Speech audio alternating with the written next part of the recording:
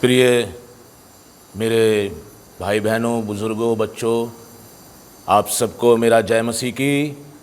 उम्मीद है आप सब ठीक ठाक होंगे और आज इतवार की इबादत में आप सब मेरे साथ शामिल होंगे। मैं खुदा का शुक्र करता हूँ इस जीवन के लिए जो प्रभु ने दिया, कि हम सब एक बार फिर उसकी हम्द व तारीफ़ कर सकें, उसकी आराधना स्तुति कर सकें। इसलिए अपने आप को, अपने मनों को प्रभु की आराधना के लिए तैयार करें। सारा दुनियावी ध्यान इधर उधर से हटा के प्रभु की ओर लगाएं, उसकी आराधना में लगाएं, ताकि हमारी ये इबादत प्रभु को कबूल होवे और हम सब इससे आशीषित हों। मैं आप सब के लिए धन्यवाद देता हूँ कि प्रभु ने आप सब के ऊपर अपनी दया, अपनी करुणा बनाए रखी और सबको संभाल के रखा, और ईमान है कि आगे भी वो हम सबको संभालेगा। आइए हम उसकी इबादत में जाएं और अपने सरों को झुकाएं, दुआ मांगें। मेहरबान पिता परमेश्वर, आसमान और ज़मीन के खालिक व मालिक, हम सबको पैदा करने वाले, ज़िंदगी देने वाले ज़िंदा खुदावन, हम नहायत ही शुक्रगुज़ार हैं आज के मुबारक दिन के लिए आपने हमें दिया, कि हम सब प्रभु जैसे भी हालात हैं उनमें अपने घरों में बैठ के ही आपके नाम की आराधना स्तुति कर सकें। धन्यवाद देते हैं पिता परमेश्वर कि आपने हमारे दिलों में ये भक्ति भाव पैदा किया कि प्रभु हम आपको वो नाम, वो आदर, वो महिमा दे सकें जिसके कि आप लायक हैं। हालांकि प्रभु हम ऐसा नहीं कर पाते हैं, लेकिन फिर भी हमारी कोशिश है कि आपके नाम के अनुरूप हम आपको महिमा स्तुति दे सकें। पिता परमेश्वर, इस आराधना में हमारी अगुवाई करना, हमारा ध्यान आपकी तरफ लगा रहे। तमाम दुनियावी चिंताओं, फिक्रों को प्रभु हम आपके ऊपर डाल देते हैं, और पिता परमेश्वर होने दीजिए कि हम दिल से, मन की गहराई से प्रभु आपका नाम ले सकें और आपकी आराधना कर सकें, और ये सब प्रभु आपको कबूल होवे। हर एक इबादत में शामिल अपने बेटे बेटियों को प्रभु आप बड़ी आशीष देना।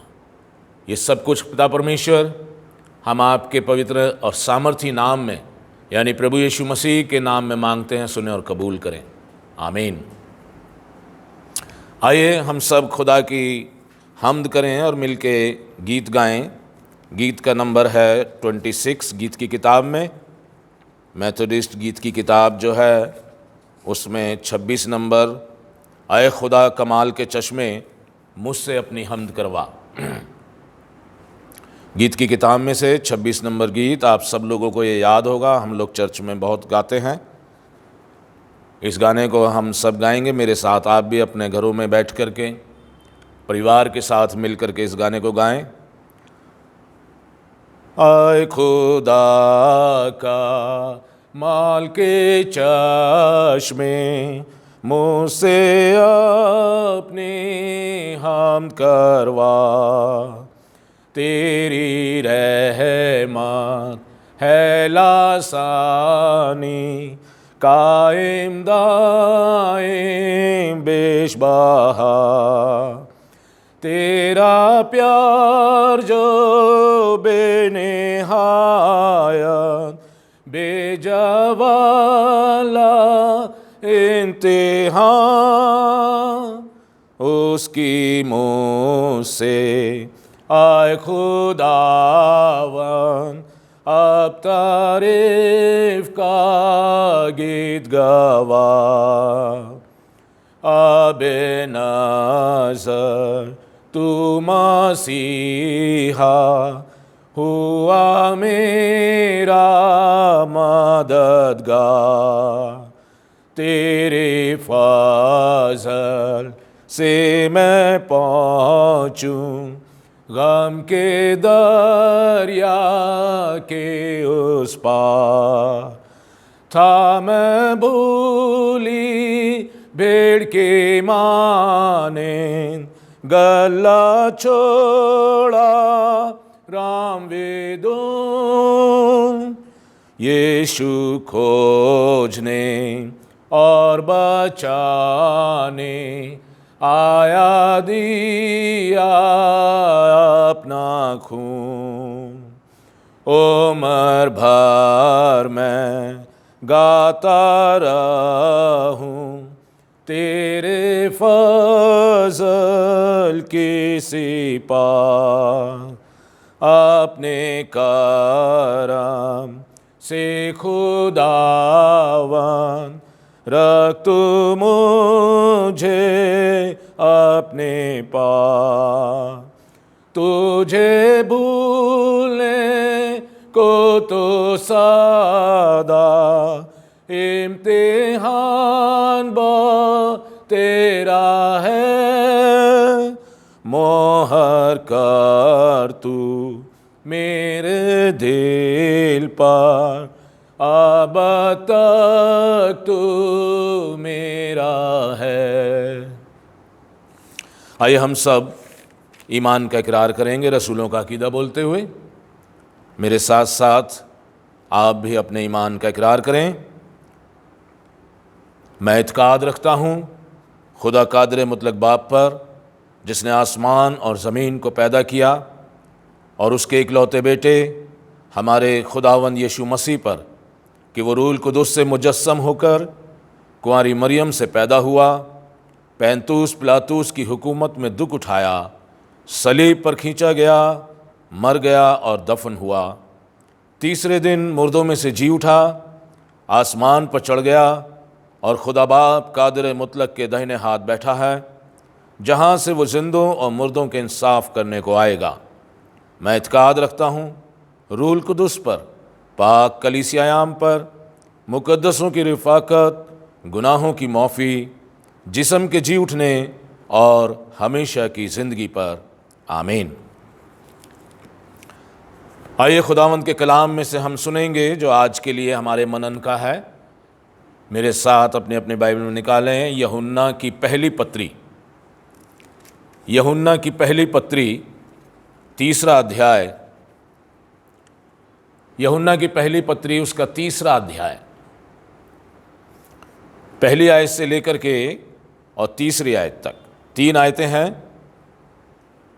यूहन्ना की पहली पत्री, तीसरा अध्याय, पहली आयत से तीसरी आयत तक। कलाम में इस तरीके से लिखा हुआ है यहाँ पर,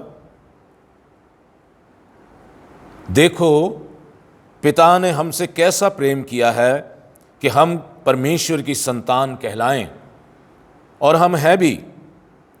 इस कारण संसार हमें नहीं जानता, क्योंकि उसने उसे भी नहीं जाना।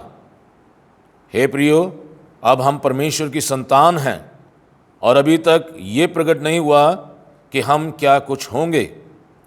इतना जानते हैं कि जब वो प्रकट होगा तो हम उसके समान होंगे, क्योंकि उसको वैसा ही देखेंगे जैसा वो है। और जो कोई उससे ये आशा रखता है वह अपने आप को वैसा ही पवित्र करता है जैसा वो पवित्र है। परमेश्वर के कलाम के पढ़े और सुने जाने पर परमेश्वर अपनी आशीष दे। आमीन। आइए एक बार फिर हम अपने सरों को झुकाएं और खुदावंद से दुआ मांगें।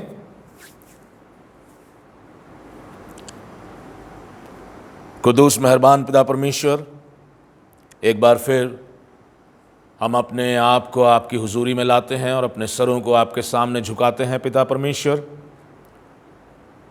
और धन्यवाद देते हैं इस जीवन के लिए जो आपने हमें दिया, जीवन की हर एक आशीष और बरकत के लिए, सेहत और तंदुरुस्ती के लिए।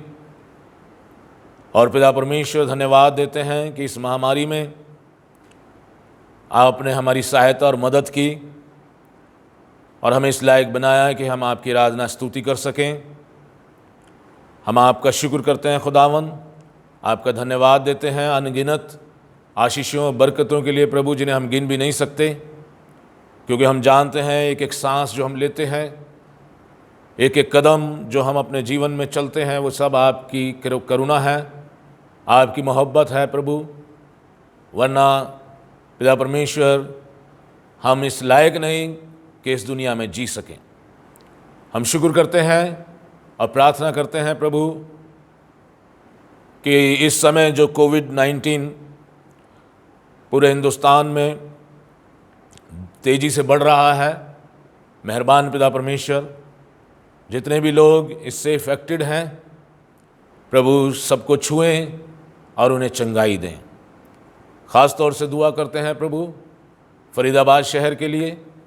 यहाँ पर भी जैसे कि ये बढ़ रहा है पिता परमेश्वर, और आपके बच्चों को भी इफ़ेक्ट कर रहा है। हमारी प्रार्थना है प्रभु उन्हें चंगाई दीजिए, उन्हें छूइए और होने दीजिए प्रभु कि ये फरीदाबाद में, और ना कि सिर्फ फरीदाबाद में बल्कि पूरे हिंदुस्तान में जल्द से जल्द ख़त्म हो, और प्रभु लोगों का जीवन एक सामान्य जीवन हो सके। हम धन्यवाद देते हैं प्रभु, शुक्र करते हैं कि आपने हमेशा हमें अपने साथ बना के रखा प्रभु, और आपने ये भी कहा है कि मैं तुम्हारे साथ हूँ, दुनिया के आखिर तक मैं तुम्हारे साथ हूँ। हम धन्यवाद देते हैं, शुक्र करते हैं प्रभु इस आश्वासन के लिए, इस आपके प्यार के लिए, करुणा के लिए। दुआ करते हैं पिता परमेश्वर, जितने भी लोग कोविड-19 की वजह से बेरोज़गार हो गए हैं और अपने अपने गांव चले गए हैं, अपने अपने शहर चले गए हैं प्रभु उनके लिए इंतज़ाम करें, उनके रहन सहन का, खाने पीने का। बहुत सारे लोग भूख से परेशान हैं, मर रहे हैं। जीवन जीने के लिए, सर्वाइव करने के लिए प्रभु उनके पास कुछ नहीं है, बहुत सारी प्रॉब्लम्स हैं प्रभु। हमारी प्रार्थना है इन सब के ऊपर प्रभु अपना हाथ रखें, उनकी सहायता करें। सरकारी, गैर सरकारी और जितने भी लोग प्रभु इनकी सहायता कर सकते हैं वो आगे आएं।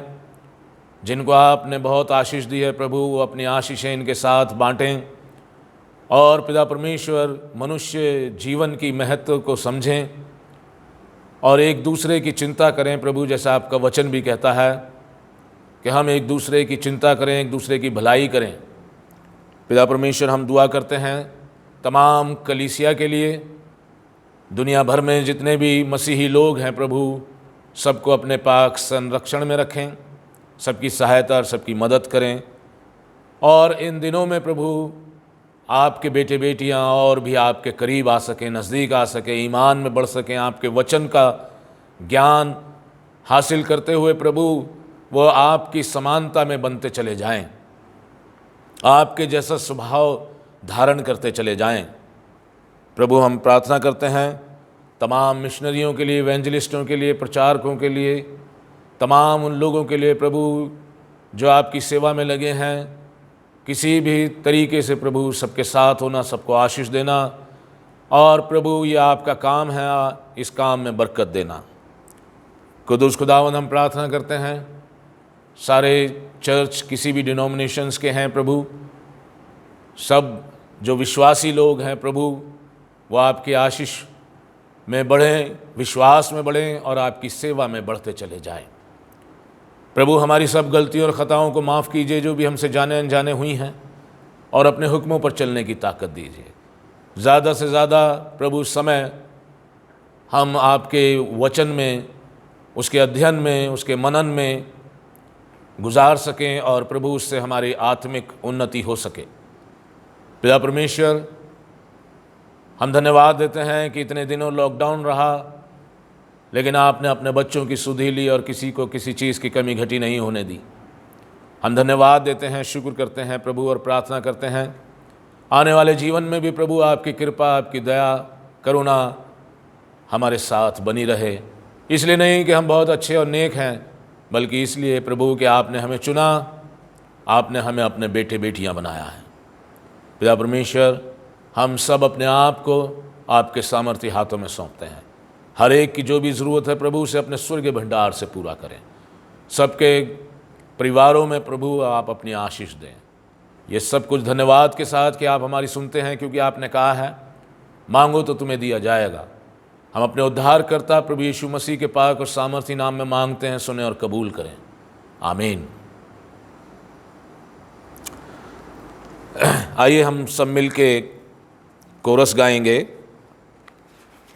और ये आपको भी आते हैं। आप चाहें तो मेरे साथ गा सकते हैं प्रभु की बड़ाई में। यीशु के पीछे मैं चलने लगा। कितनी भी तकलीफ़ हो, कितनी मुसीबत हो, कितना कुछ हो, लेकिन यीशु के पीछे मैं चलूँगा।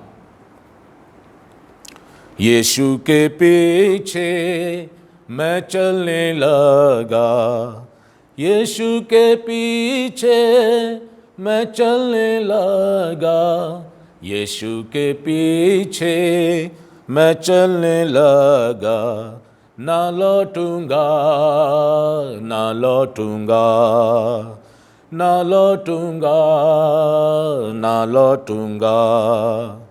गर कोई मेरे साथ ना आए, गर कोई मेरे साथ ना आए, गर कोई मेरे साथ ना आए, ना लौटूंगा, ना लौटूंगा, ना लौटूंगा, ना लौटूंगा।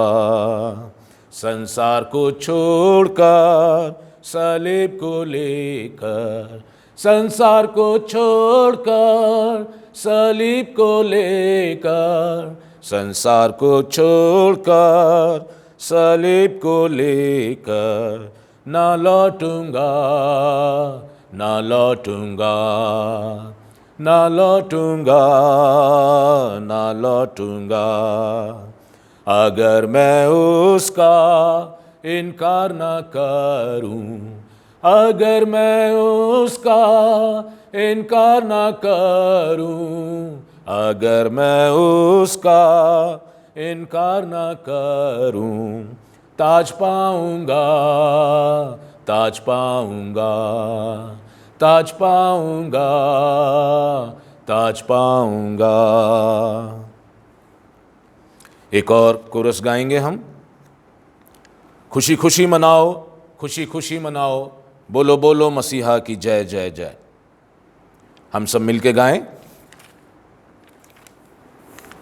खुशी खुशी मनाओ, खुशी खुशी मनाओ, खुशी खुशी मनाओ, खुशी खुशी मनाओ, बोलो बोलो मसीहा की जय जय जय, बोलो बोलो मसीहा की जय जय जय। मेरे लिए आया, मेरे लिए जिया, मेरे लिए आया, मेरे लिए जिया, मेरे लिए यीशु ने दुख उठाया, मेरे लिए यीशु ने दुख उठाया, मेरे लिए मारा गया, मेरे लिए गाड़ा गया, मेरे लिए मारा गया, मेरे लिए गाड़ा गया, मेरे लिए फिर जी उठा मेरा है मसीह, मेरे लिए फिर जी उठा मेरा है मसीह। मैं मसीह का हूँ, हम मसीह के हैं। खुशी खुशी मनाओ, खुशी खुशी मनाओ, खुशी खुशी मनाओ, खुशी खुशी मनाओ, बोलो बोलो मसीहा की जय जय जय, बोलो बोलो मसीहा की जय जय जय।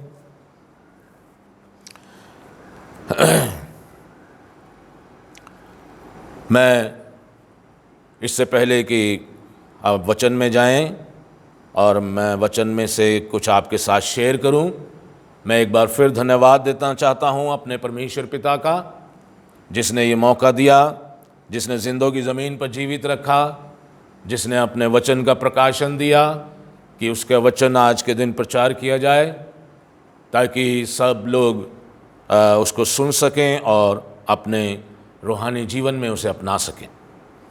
मैं खुदा का शुक्र करता हूँ कि हर दुख, तकलीफ़, बीमारी, परेशानी, हर प्रॉब्लम से बचा के रखा, मुझे भी और आप सबको भी। मैं धन्यवाद देता हूँ पादरी जॉर्ज सी मसीह का, जिन्होंने एक बार फिर मौका दिया कि उनके थ्रू ये कलाम, ये इबादत जो है आप तक पहुँच सके। मैं शुक्र करता हूँ दबुआ चर्च के लिए, अपने NIT चर्च के लिए और सब पूरे फरीदाबाद के लोगों के लिए। खुदा सबको संभाले और बरकत दे। मेरे अजीज़ों, हम थोड़ा सा समय निकालें परमेश्वर के वचन के लिए, अपनी बाइबल अपने पास रखें, चाहें तो नोटबुक जैसा मैं हमेशा कहता हूँ वो भी अपने पास रखें, ताकि जो भी आप नोट करना चाहें वो आसानी से आप नोट कर सकें। पेन, पेपर, बाइबल जब भी दुआ में आए अपने पास रखें। मेरे अजीज़ों, यहाँ लिखा है, यूहन्ना कहता है, देखो पिता ने हमसे कैसा प्रेम किया है कि हम परमेश्वर की संतान कहलाएं। यूहन्ना ने ही अपनी इंजील में भी ये लिखा है कि वचन जो है वो इस ज़मीन पर आया, पृथ्वी पर आया, हमारे बीच में डेरा किया, और जितनों ने उसे ग्रहण किया उन्हें परमेश्वर की संतान होने का हक दिया। और इसी बात को ये यहाँ पे कन्फर्मेशन के साथ कहता है कि देखो हम उसकी संतान हैं भी, क्योंकि हमने परमेश्वर को ग्रहण किया है, परमेश्वर को जाना है। लिखा है, इस कारण संसार हमें नहीं जानता। संसार जो है वो हमें नहीं जानता, और उन्होंने उसे भी नहीं जाना, यीशु मसीह को भी नहीं जाना। आज बहुत सारे लोग हैं दुनिया में, ख़ास तौर से हिंदुस्तान में, जिनमें से पूरी आबादी में से 3%, मुश्किल से 3, 3.5 या 4% क्रिश्चियन होंगे। बाकी सब लोगों को क्या पता नहीं है, क्रिश्चियन कौन होते हैं, किसको मानते हैं, सब पता है, लेकिन वो उसे जानना नहीं चाहते, वो उसे जानना नहीं चाहते। उन्होंने यीशु मसीह को नहीं जाना, वो मुझे आपको भी नहीं जानते, क्योंकि हम परमेश्वर की संतान हैं। हे प्रियो, अब हम परमेश्वर की संतान हैं, दूसरी आयत में, और अभी तक ये प्रकट नहीं हुआ है कि हम क्या कुछ होंगे। यानी अभी तो दुनिया में रहते हुए परमेश्वर ने हमें चुन लिया, हमने परमेश्वर को चुन लिया, परमेश्वर को ग्रहण कर लिया, हम उसकी संतान बन गए। और इस दुनिया के बाद हम और क्या कुछ होंगे, अभी बहुत कुछ होना बाकी है, और ये अभी प्रकट नहीं है। यहाँ लिखा है अभी प्रकट नहीं हुआ, ये अभी तक प्रकट नहीं हुआ कि हम क्या कुछ होंगे। इतना जानते हैं कि जब वो प्रकट होगा, यानी यीशु मसीह आएगा, तो हम उसके समान होंगे, उसके समान रूहानी। परमेश्वर रूह है, परमेश्वर आत्मा है, हम भी रूहानी हो जाएंगे। जैसा बाइबल में लिखा है गलीशियों की पुस्तक में कि जब वो आएगा तुरही फूकी जाएगी, तो हम जो मर गए हैं पहले सांसारिक रीति से, जिस्मानी रीति से, वो जी उठेंगे, जो उसके विश्वासी लोग हैं, जो उसके प्रेम करने वाले लोग हैं। और जो हम उस समय अगर जिंदा हुए तो हम बदल जाएंगे, और कैसे स्वरूप में हो जाएंगे, यीशु मसीह के समान, यीशु मसीह के समान। क्योंकि हमने इस पृथ्वी पर दुख, तकलीफ, परेशानियां उठाते हुए प्रभु में बने रहे, प्रभु के कामों में बने रहे, प्रभु के लिए दुख उठाते रहे। बाइबल में लिखा है उस महिमा के आगे जो स्वर्ग में है, जहां हम लोग जाएंगे, उस महिमा के आगे संसार के छोटे मोटे दुख कुछ भी नहीं है। इसलिए परमेश्वर के लिए दुख उठाएं, उसकी आज्ञाओं को मानने के लिए दुख उठाएं, दुखों से बचे नहीं। क्योंकि बाइबल में लिखा है जो कोई अपना प्राण बचाना चाहे वो उसे खोएगा, जो मेरी खातिर और इंजील की खातिर अपने प्राण खोएगा वही उसे बचाएगा। और इसलिए यहाँ लिखा है कि आगे अभी हमें पता नहीं क्या कुछ होंगे। अभी तो हम परमेश्वर की संतान हैं, लेकिन आगे क्या कुछ और होंगे। इतना जानते हैं कि जब वो प्रकट होगा तो पहली बात कि हम उसके समान होंगे, उसके समान रूहानी, पवित्र। हम एकदम से ट्रांसफॉर्म हो जाएंगे, पवित्र हो जाएंगे उसके समान। उसके समान हमारा जिस्म हो जाएगा, रूहानी जिस्म। और लिखा है क्योंकि उसको वैसा ही देखेंगे जैसा वो है, जैसा वो है हम उसको वैसा ही देखेंगे। और जो कोई उससे ये आशा रखता है वो अपने आप को वैसा ही पवित्र करता है जैसा वो पवित्र है। आशा, आशा बहुत ज़रूरी है। बाइबल में लिखा है 1 कुरिन्थियों 13 अध्याय, मुझे और आपको सबको पता है, आशा, विश्वास और प्रेम तीनों स्थायी हैं, लेकिन इनमें सबसे बड़ा प्रेम है। लेकिन आशा भी है, विश्वास भी है। अगर हमें आशा नहीं है हम कुछ नहीं हासिल कर सकते। अगर हमें आशा है, हमें उम्मीद है परमेश्वर से, उसके वचनों से, उसके प्रोमिसेस से, उसके वायदों से हमें आशा है, तो ही लिखा है कि अपने आप को जो आशा रखता है वो अपने आप को पवित्र बनाता है। मैं किसी चीज़ की आशा रखता हूँ और उसके लिए मैं कोशिश ना करूँ तो बैठे बिठाए मेरी आशा थोड़ी पूरी हो जाएगी। मैं कहूँ मेरी लॉटरी लग जाए 1 करोड़ रुपए की और टिकट ना खरीदूँ, टिकट खरीदने पर एक थोड़ी आशा होगी, लेकिन टिकट ही खरीदे बिना मैं कहूँ कि मुझे मिल जाए तो कैसे। वैसे ही अगर हम आशा रखते हैं कि हम स्वर्ग के राज्य में परमेश्वर के साथ होंगे तो हमें उसके लिए कुछ कोशिश भी करनी है। और वो कोशिश ये है, परमेश्वर का कलाम कहता है कि जो कोई उससे ये आशा रखता है वो अपने आप को वैसा ही पवित्र करता है जैसा वो पवित्र है। तो हमें अपने आप को पवित्र बनाने की ज़रूरत है, पवित्र बनाने की ज़रूरत है। पवित्र कैसे? मन से। अपना जो मन है, अपना जो कॉन्शियस है, अपना जो दिमाग है, जो अपने सोच विचार है, उसको पवित्र करें। बाइबल में लिखा है मत्ती 5:8, जिनके मन शुद्ध हैं वे परमेश्वर को देखेंगे। जिनके मन शुद्ध हैं, धन्य हैं वो जिनके मन शुद्ध हैं, क्योंकि वो परमेश्वर को देखेंगे। और यहाँ लिखा है, क्या लिखा है जो अभी हमने पढ़ा, वो क्योंकि उसको वैसा ही देखेंगे जैसा वो है। ये वही लोग देखेंगे जिनके मन शुद्ध हैं, जिन्होंने अपने आप को पवित्र कर लिया है। इसलिए जिनको ये आशा है वो अपने आप को वैसे ही पवित्र करें जैसा कि वो पवित्र है। अपने मन को शुद्ध करें, अपने मन को पवित्र करें। लिखा है, अभी हमें धुंधला सा दिखाई देता है, 1 कुरिन्थियों 13 अध्याय में अभी हमें धुंधला सा दिखाई देता है, लेकिन उस समय हम आमने सामने रूबरू साफ देखेंगे। जैसे यहाँ लिखा है कि हम उसे वैसा ही देखेंगे जैसा वो है। अभी हमें धुंधला सा दिखाई देता है। कैसे मतलब धुंधला सा दिखाई? अभी हम संसार में रहते हुए सोचते हैं, एक इमेज बनाते हैं अपने दिमाग में, परमेश्वर प्रभु यीशु मसीह अपने सिंहासन पर बैठा है। सिंहासन कैसा होगा? सिंहासन पर रोशनी कैसी होगी? सिंहासन पर प्रभु यीशु मसीह जो बैठा होगा उसका रूप कैसा होगा? उसकी चमक कैसी होगी? कैसा दिखेगा? अभी हम कल्पनाओं में अपने दिमाग में सोचते हैं, कलाम पढ़ करके, जैसे कलाम में लिखा है वैसे पढ़ पढ़ के हम एक इमेज बनाते हैं और सोचते हैं ऐसा सिंहासन होगा, ऐसा स्वर्ग का राज्य होगा, स्वर्ग के राज्य में ये होगा, स्वर्ग के राज्य में वो होगा। ये सब चीज़ें अभी हम सोचते हैं। इसलिए पौलुस कहता है अभी हमें धुंधला सा दिखाई देता है, लेकिन उस समय हम आमने सामने देखेंगे। उस समय दर्पण में हमें बिल्कुल क्लियर दिखाई देगा, बिल्कुल साफ दिखाई देगा। जैसे यहाँ लिखा है कि हम उसे देखेंगे, वैसा ही देखेंगे जैसा वो है। इसलिए मेरे अजीज़ों, मन की शुद्धता, पवित्र बनने का प्रयास, कोशिश जरूरी है। हम सोचते हैं कि मेरे जैसा आदमी सोचेगा कि मैं एक कार ले लूँ अगले साल, तो अगले साल कार लेने के लिए मुझे कुछ करना पड़ेगा ना। 2 काम कर सकता हूँ मैं, या तो अपनी इनकम बढ़ाऊँ या अपने खर्चे कम करूँ, ताकि मैं कम से कम डाउन पेमेंट तो दे दूँ। कि डाउन पेमेंट भी मेरे पास नहीं है देने के लिए और मैं सोचूं कि मेरे पास कार हो तो कैसे होगी। फिर मुझे ये भी सोचना है डाउन पेमेंट देने के बाद कि हर महीने किस्तें भी देनी है, वो कैसे दूंगा।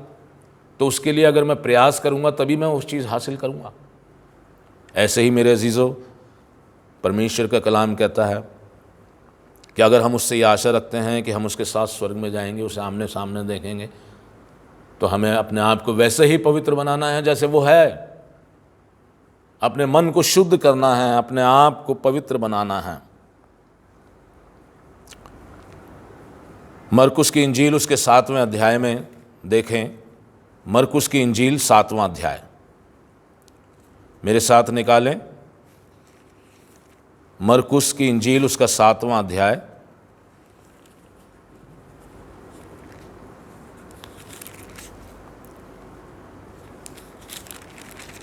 बीस आयत से 23 आयत तक। 7वां अध्याय 20 आयत से 23 आयत तक। ये पूरा जिक्र 14 से है, जिसमें यीशु मसीह अशुद्ध मनुष्य को अशुद्ध करने वाली बातें बताती है। मनुष्य किन बातों से अशुद्ध होता है ये प्रभु यीशु मसीह यहाँ बता रहे हैं। तो 20 आयत से मैं पढ़ूंगा। फिर उसने कहा, जो मनुष्य में से निकलता है, जो मनुष्य में से निकलता है वही मनुष्य को अशुद्ध करता है। मनुष्य के भीतर से, यानी मनुष्य के मन से मनुष्य के भीतर से, यानी मनुष्य के मन से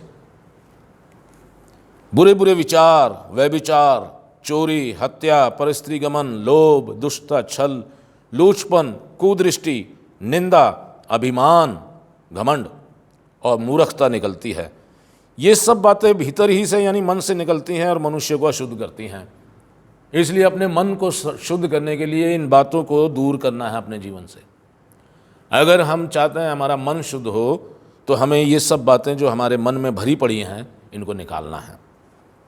बुरे बुरे विचार, व्यभिचार, चोरी, हत्या, परस्त्रीगमन, लोभ, दुष्टता, छल, लूचपन, कुदृष्टि या बुरी नज़र, निंदा, घमंड और मूर्खता, ये सब बातें, ये बुरी बातें भीतर ही से निकलती हैं और मनुष्य को अशुद्ध करती हैं।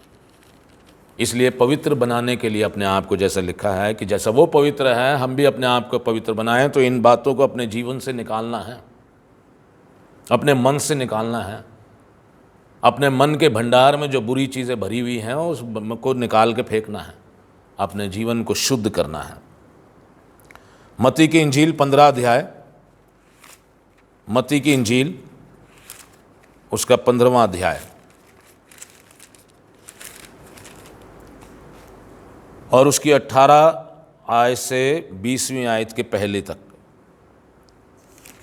15 अध्याय उसकी 18वीं आयत से। यहाँ यीशु मसीह बताते हैं, पर जो कुछ मुंह से निकलता है वो मन से निकलता है। जो मुंह से निकलता है ना, वो मन से निकलता है। बहुत बार हम मुंह से कुछ बोल देते हैं और बाद में कहते हैं नहीं नहीं मेरा ऐसा इंटेंशन नहीं था। नहीं, वो मन में था तभी मुंह से निकला है। नहीं, मैं तो मजाक कर रहा था। मजाक वो बात को फिर टालने की, अपने आप को बचाने के लिए बोला जाता है, लेकिन जो मन में था वही निकला एकदम से। इसलिए लिखा है, पर जो कुछ मुंह से निकलता है वो मन से निकलता है और वही मनुष्य को अशुद्ध करता है। क्योंकि बुरे विचार, हत्या, परस्त्रीगमन, व्यभिचार, चोरी, झूठी गवाही और निंदा, एक दूसरे की बुराई करना, निंदा करना, मन ही से निकलती है। और यही हैं जो मनुष्य को अशुद्ध करती हैं, यही हैं जो मनुष्य को अशुद्ध करती हैं। लेकिन परमेश्वर का वचन हमें क्या कह रहा है? अपने आप को शुद्ध बनाओ, अपने आप को शुद्ध बनाओ और जैसा वो पवित्र है वैसा ही अपने आप को पवित्र बनाओ। अगर हम देखें गलातियों उसका 5वां अध्याय 19 से 21 आयत तक, गलातियों 5वां अध्याय 19 से 21, गलातियों 5वां अध्याय 19वीं आयत से। मैं 2-3 बार इसलिए रिपीट करता हूँ कि आप लोग भी मेरे साथ निकाल सकें। आपको वक्त देता हूँ, टाइम देता हूँ 2 बार 3 बार रिपीट करके, ताकि आप लोग भी जल्दी से अपनी बाइबल खोल के रेफरेंस को निकाल सकें। यह लिखा है 19वीं आयत से, शरीर के काम तो प्रकट हैं, अर्थात व्यभिचार, गंदे काम, लूचपन, मूर्ति पूजा, टोना, बैर, झगड़ा, ईर्ष्या, क्रोध, विरोध, फूट, विधर्म, ढा, मतवालापन, लीला क्रीड़ा और इनके जैसे और काम हैं। इनके विषय में मैं तुमसे पहले से कह देता हूँ, जैसा पहले कह भी चुका हूँ, कि ऐसे ऐसे काम करने वाले परमेश्वर के राज्य के वारिस ना होंगे। क्योंकि ये अशुद्ध बातें हैं जो हमारे मन को अशुद्ध करती हैं, हमारी आत्मा को अशुद्ध करती हैं, हमें अशुद्ध करती हैं। तो ऐसे अशुद्ध मनुष्य के लिए जगह नहीं है। इसलिए लिखा है, जैसा वो पवित्र है वैसे तुम भी पवित्र बनो, तब तुम उसको वैसा ही देखोगे जैसा वो है। इसलिए मेरे अजीज़ों, इन सब बातों को अपने जीवन से निकाल करके पवित्र बनो। पवित्र, यहाँ साफ लिखा है, जिस किसी को ये आशा है उससे कि हम और क्या कुछ होंगे और मसीह को जब वो प्रकट होगा उसको देखेंगे, जैसा वो है वैसा ही देखेंगे। जिस किसी को ये आशा है तो वो अपने आप को वैसा ही पवित्र करे जैसा वो पवित्र है। मेरे अजीज़ों, पहला पत्रस निकालें, पहला पत्रस पहला अध्याय पहला पत्रस पहला अध्याय 15-16 आयत। पहला पत्रस पहला अध्याय 15 से 16 आयत। यहाँ लिखा है, पर जैसा तुम्हारा बुलाने वाला पवित्र है, जैसा तुम्हारा बुलाने वाला पवित्र है, वैसे ही तुम भी अपने सारे चाल चलन में पवित्र बनो। जैसा तुम्हारा बुलाने वाला पवित्र है, वैसे ही तुम भी अपने सारे चाल चलन में पवित्र बनो, क्योंकि लिखा है, पवित्र बनो क्योंकि मैं पवित्र हूँ। इसी बात को यूहन्ना भी यहाँ कह रहा है, जैसा वो पवित्र है वैसे ही हम भी अपने आप को पवित्र बनाएं। पहला थिस्सलुनीकियों चौथा अध्याय, पहला थिस्सलुनीकियों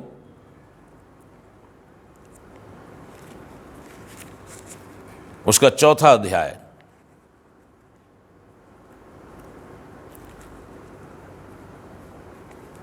पहला थिस्सलुनीकियों उसका चौथा अध्याय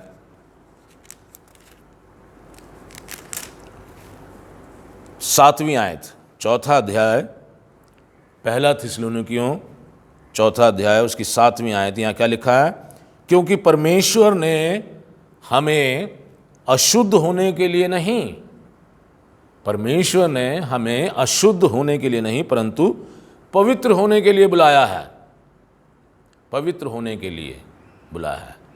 इसलिए जैसा हमने पढ़ा कि ये सब बातें जो परमेश्वर को पसंद नहीं है, जो मनुष्य को उसकी आत्मा को अशुद्ध करती हैं, ये मन में अगर भरी हुई हैं तो इनको निकाल दो, इनको शुद्ध, अपने आप को शुद्ध करो, अपने आप को पवित्र करो।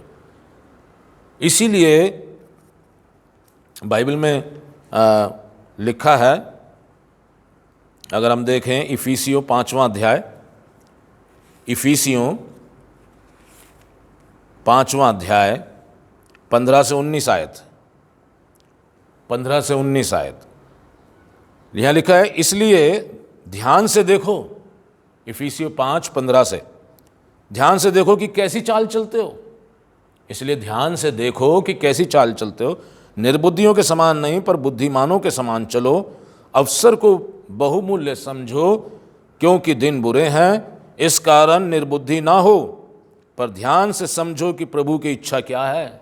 ध्यान से समझो कि प्रभु की इच्छा क्या है, और प्रभु की इच्छा यह है कि हम पवित्र बने, अपने आप को शुद्ध करें, अपने मनों को शुद्ध करें, अपने विचारों को शुद्ध करें, अपने कॉन्शियस को, अपने माइंड को शुद्ध करें। तमाम वो बातें जो बुरी हैं, अशुद्ध हैं, जो यीशु मसीह ने हमें बताया है, उनको अपने जीवन से निकालें। कुलूसियों देखें, कुलूसियों 3रा अध्याय,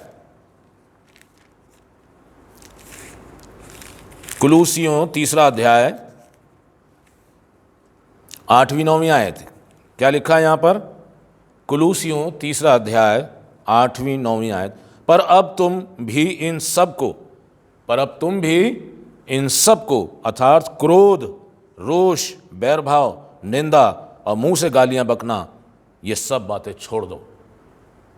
ये सब बातें छोड़ दो। क्रोध, रोष, बैरभाव, निंदा, मुंह से गालियां बकना, ये सब बातें छोड़ दो। एक दूसरे से झूठ मत बोलो, क्योंकि तुमने पुराने मनुष्यत्व को उसके कामों समेत उतार डाला है। ये सब बातें छोड़ दो। अब ये सब अशुद्ध करने वाली बातें छोड़ दो, अपने मनों से इनको निकाल दो, अपने मनों को शुद्ध करो। 12वीं आयत और 13वीं आयत में क्या लिखा है? इसी में कुलूसियों 3:12वीं आयत से, इसलिए परमेश्वर के चुने हुओं के समान, परमेश्वर ने तुम्हें चुना है। यीशु मसीह ने साफ कहा यूहन्ना में, तुमने मुझे नहीं चुना, मैंने तुम्हें चुना है। लिखा है, इसलिए परमेश्वर के चुने हुओं के समान जो पवित्र और प्रिय हैं, बड़ी करुणा और भलाई और दीनता, नम्रता और सहनशीलता धारण करो। सहनशीलता धारण करो।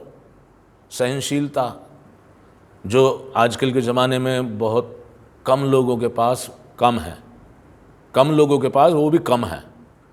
सहनशीलता, बर्दाश्त, धीरज, मेरे अजीज़ों यहाँ लिखा है, उसको धारण करो। नम्रता धारण करो, दीनता धारण करो, भलाई, करुणा। 13वीं आयत में लिखा है, और यदि किसी को किसी पर दोष देने का कोई कारण हो तो एक दूसरे की सह लो। सहनशीलता, एक दूसरे की सह लो। एक दूसरे से बदला मत लो, आरोप प्रत्यारोप मत लगाओ, सह लो और एक दूसरे के अपराध क्षमा करो।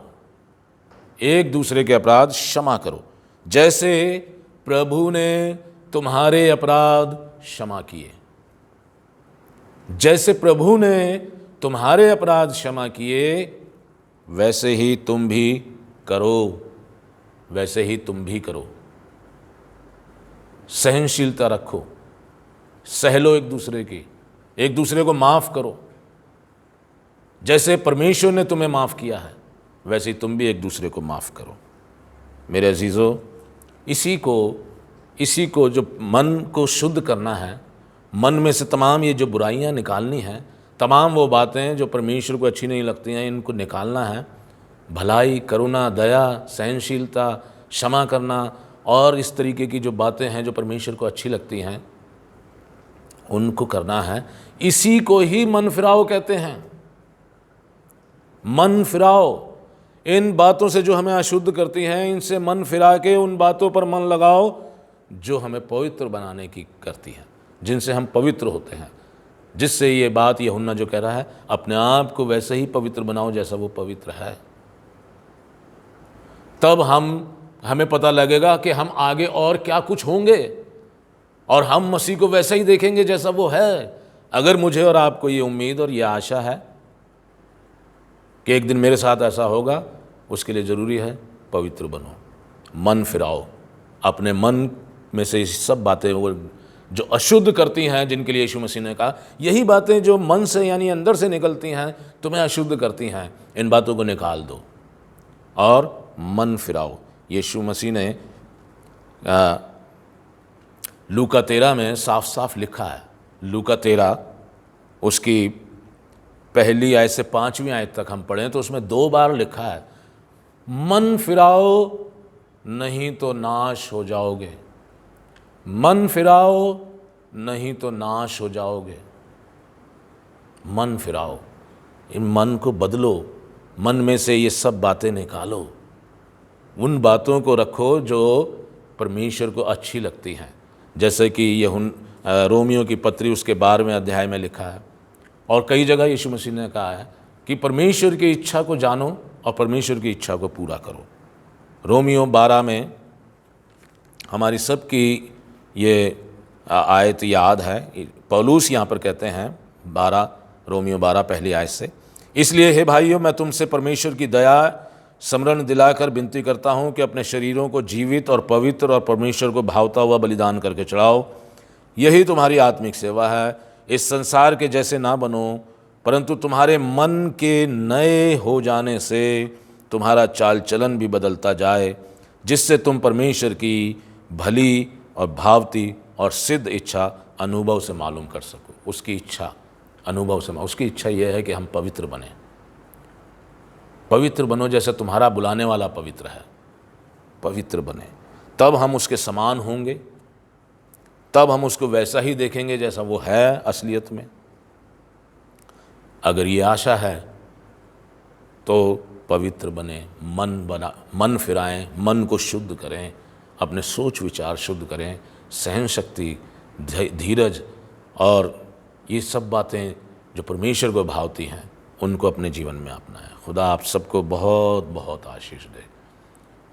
होने दें कि हम भी परमेश्वर को, प्रभु यीशु मसीह को वैसा ही देखें जैसा वो असलियत में है।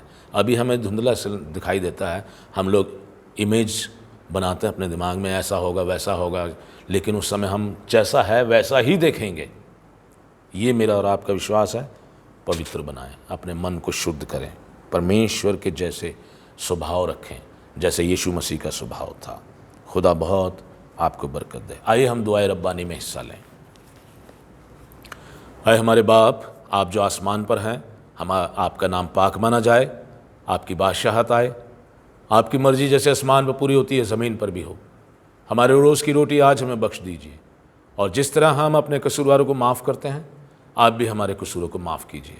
हमें आजमाइश में ना पड़ने दें, बल्कि बुराई से बचाएं, क्योंकि बादशाहत, कुदरत और जलाल हमेशा आप ही का है। आमीन।